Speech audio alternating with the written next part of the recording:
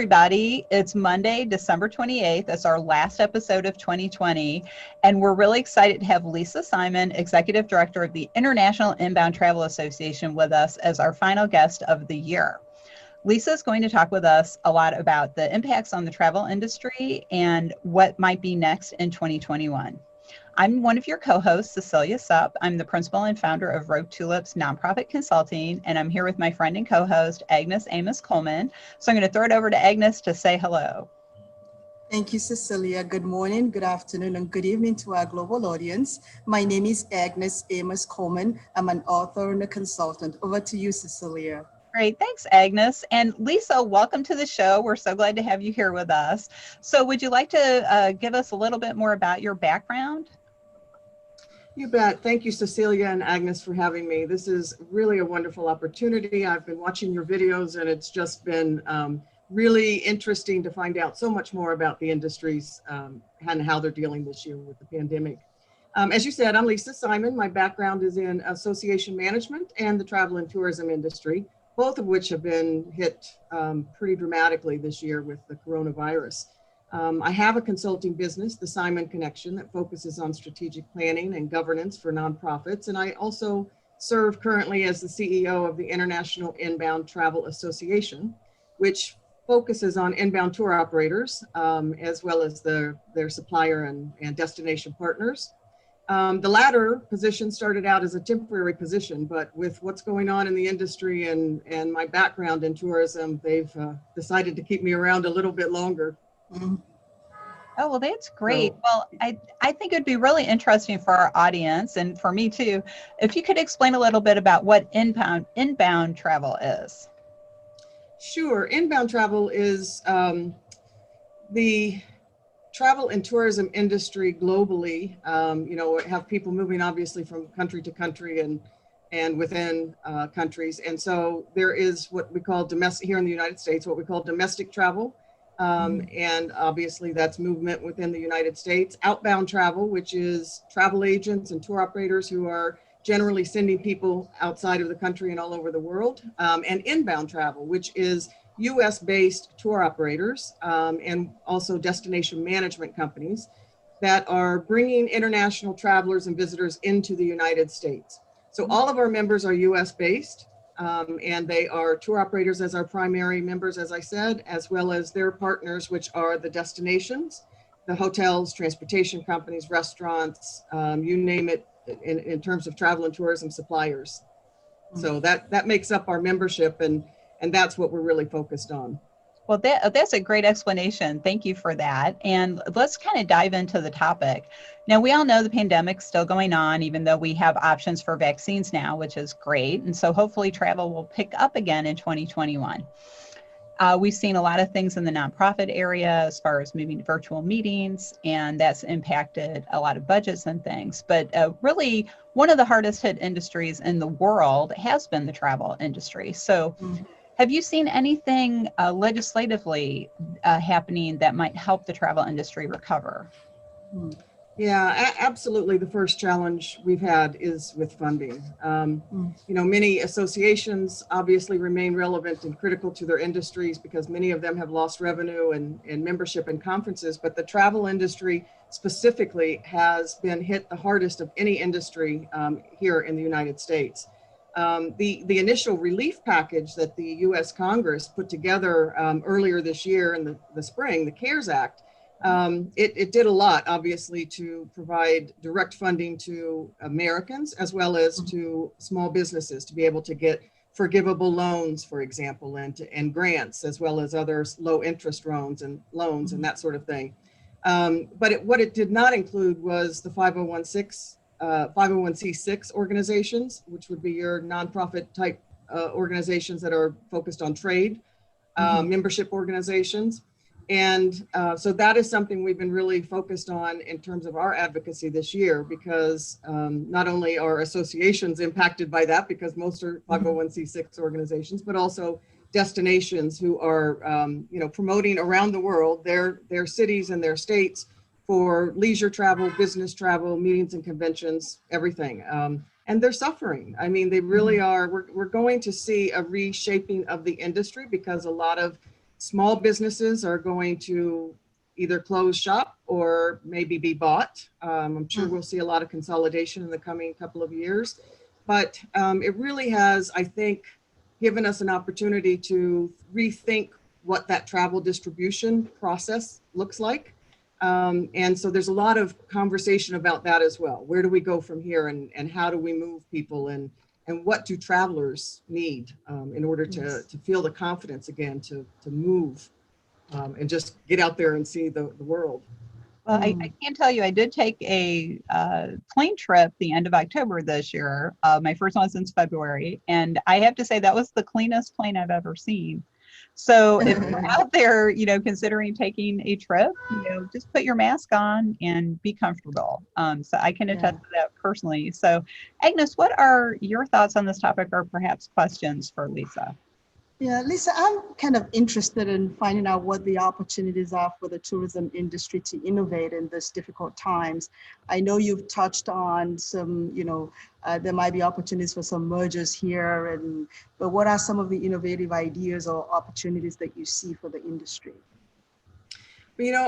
So much of it is going to be dependent on how we come out of this as collectively as an industry from this virus, because it all really is going to depend on that traveler confidence. As you were saying, Cecilia, there's a lot of good things happening with the airlines and with other global businesses, global brands that are really doing wonderful things to instill that confidence. But there has to be consistency throughout the world, throughout each country, for travelers to really have the confidence that they can put their lives and others, the care of others, in order to travel and go to meetings and that sort of thing. So I think there's a lot of discussion about what does that look like, and what changes are going to be temporary and what changes are going to be long-term. I think most we'll see are probably going to be long-term. I don't think this will be the last epidemic or pandemic we'll probably see. Hopefully we'll be more prepared in the future, but I think we're going to see long-term changes so that people can travel more confidently, and that's creating, I think, a lot of good habits. Again, as you said on the airplane, people with masks and things being very sanitized. I think we probably had a lot of those good practices before, but people just didn't promote it or talk about it, so we didn't know, and you didn't know whether to feel confident once the virus came out. But what our members are talking about is travel distribution, and what does that look like? Because our tour operators are B2B companies. They're dealing with the suppliers putting together travel and meetings and events here in the United States with their supplier partners, and then with their international buyers, which would be international tour operators and travel agents. So, where do they fit? How do they help facilitate that safe flow? And how do they make sure their partners on both ends are following all of those protocols? And so what do you think? And that's a great point, because I do go out, like I go to restaurants, and I know that's not really travel, but I'm locally, because you do want to be safe, but there are things being done that do help. So what do you think is a major, and there may be more than one, but what do you think is a major long-term change we're going to see in the travel industry? There probably will be more than one. Again, I think following the health and hygiene protocols and standards is going to be a permanent change. I think people are going to have to, businesses are going to have to just make those permanent changes within their companies. The second is, I think we're going to see, as we have already just because of the virus, reduction in the size of groups that can get together. So group travel will always be around, I believe. I think people with like-mindedness like to and families and friends all like to travel together. So I think there will be a long-term group travel industry, but I think the dynamics might change a little bit. There's already been a trend to smaller groups in recent years, and I think this is going to solidify that, because people are going to feel safer with people they know, as well as there may continue to be off and on again restrictions about how many people can get together at a particular time. Absolutely. And one of the things that I've actually, I mean, of course, it's a global trend that we're seeing, is that before you travel, there might be some mandated testing required before and after the travel. And as well, of course, with the vaccine coming out, there might be an opportunity for mandated vaccine that you need to get vaccinated before you get on the airlines as far as travel is concerned. So some airlines could mandate this. I mean, these are some of the things. I'm not sure how legislatively this would impact, the global environment, both in the U.S. and in the global environment, how that would work. But these are some of the changes and trends that might happen. Yeah, that's an interesting point, Agnes, because it made me think of Delta Airlines changed their policy about service animals. Mm-hmm. And they have decided which ones are actually service animals. So I think that would be kind of a similar thing with the vaccinations. I don't know. What do you think, Lisa? I think we're definitely going to see the requirement for proof of testing and or vaccination as things progress and develop in that regard. There's been a lot of policies all over the board from country to country and even here in the United States, state to state, in terms of who they'll let in and who they won't let in, and do you have to quarantine for 14 days, or do you just have to show proof that you tested negative? And there is a lot of really good work again being done at various governments that are now coordinating, and one of the leaders in that bringing together of governments and global organizations is the World Travel and Tourism Council. And they developed early on a set of standards and protocols for health and hygiene practices for both private businesses, the private sector businesses, as well as the public sector and government. And they have gotten a lot of traction and a lot of support from governments around the world. And the airlines are front and center of that work. And what they're working on is something they were already working on, something called the Seamless Traveler Journey, just to coordinate the technology and data transfer of people's consumer information from one supplier in the travel industry to another, because you have to show different data, to different organizations. But now that is going to include a health element. And, this is particularly important to, of course, airlines, but also to the travel agents and tour operators who are managing that data and those portfolios of their passengers and their clients to, distribute to many other types of suppliers. So if they can have all of that in one place where they can verify and, find information on somebody, whether or not they've had a test and tested negative, or whether or not they have had the vaccination, if that becomes a requirement from country to country. So that's certainly one area that I think we're going to see some changes and something that could give us some good technological advancement. Sorry, there was one more thing I was going to say about that, but we'll get back to it. I'm sure it'll come back to me. Well, actually, listening to that about sharing the health information was really interesting, Lisa, because it made me think about what about HIPAA in the United States? Because if you're sharing data in the United States about your health, that's covered by HIPAA privacy protections.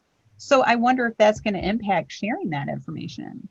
It is. That's a very good point. And I do not know the ins and outs of how they will do that, but there is, they certainly are announcing that they are taking that into consideration, and that there will be some level of protection of some data, and the critical data being able to pass on. So how they do that is like magic to me. I don't understand it, but they'll I'm sure find it.